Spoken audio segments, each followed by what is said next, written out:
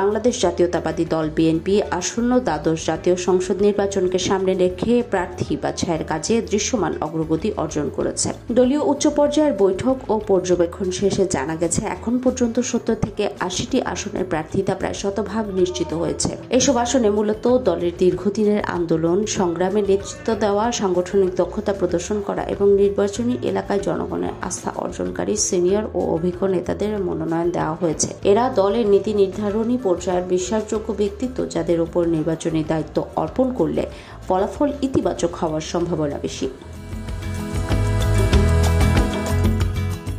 তবে সব আসনের জন্য প্রার্থী বাছাইয়ের কাজ এখনও সম্পূর্ণ হয়নি।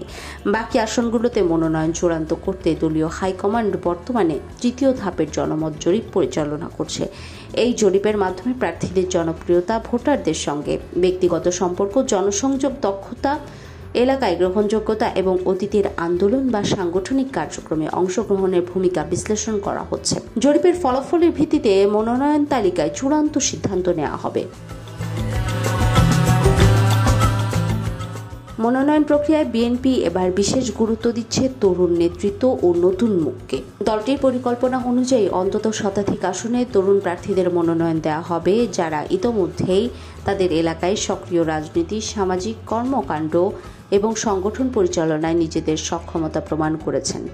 দলের কৌশলবিদদের মতে তরুণ প্রজন্মের অন্তর্ভুক্তি নির্বাচনী প্রচারণায় নতুন উদ্যম ও আধুনিক পদ্ধতির প্রয়োগ ঘটাবে, যা ভোটারদের মধ্যে ইতিবাচক সাড়া ফেলতে পারে।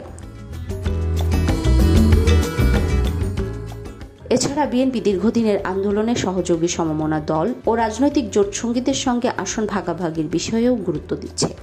এর মাধ্যমে প্রতিদ্বন্দ্বী শিবিরের বিরুদ্ধে যৌথভাবে শক্ত অবস্থান তৈরি এবং ভোট বিভাজন এড়ানোর পরিকল্পনা রয়েছে।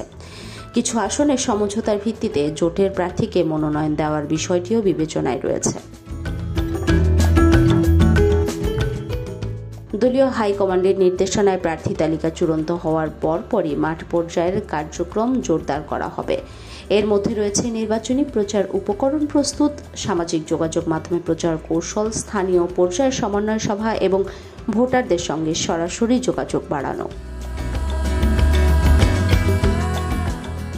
নির্বাচনের তফসিল ডিসেম্বরের প্রথম দিকে ঘোষণা হওয়ার সম্ভাবনা থাকায় বিএনপি এখন থেকেই সর্বাত্মক প্রস্তুতি নিচ্ছে। ভারপ্রাপ্ত চেয়ারম্যান তারেক রহমানের নেতৃত্বে লন্ডন থেকে নিয়মিত অনলাইন বৈঠক ও কৌশলগত আলোচনা চলছে। কেন্দ্রীয় জেলা পর্যায়ের নেতারা প্রার্থীদের সঙ্গে যোগাযোগ রক্ষা করে মাঠ পর্যায়ের পরিস্থিতি পর্যবেক্ষণ করছেন। সব মিলিয়ে সিনিয়র নেতৃত্ব, তরুণ প্রজন্ম এবং জোট সঙ্গীদের সমন্বয়ে বিএনপি একটি সুসংগঠিত, প্রতিযোগিতামূলক এবং মাঠ পর্যায়ের কার্যকর প্রার্থী তালিকা তৈরির শেষ পর্যায়ে রয়েছে, যা নির্বাচনী লড়াইয়ে দলকে শক্তিশালী অবস্থানে নিয়ে আসতে পারে।